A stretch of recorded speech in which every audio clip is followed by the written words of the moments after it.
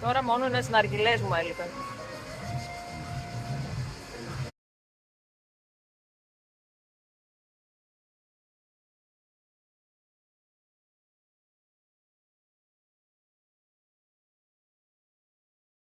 Και μετά το μπάνιο έχουμε εδώ ωραία εδέσματα.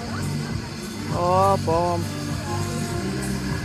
Νίκο, τι λες, πώς σου φαίνονται? Τέλεια. Θα κάνεις επιδρομή στο φαΐ? Θα πάω να φάω τώρα. Μπράβο, άντε, καλή όρεξη.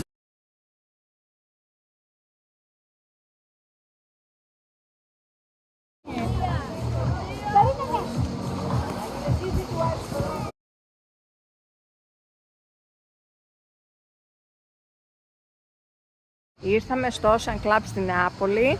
Σήμερα είναι χαλαρά από κόσμο και νομίζω ήρθαμε την κατάλληλη μέρα.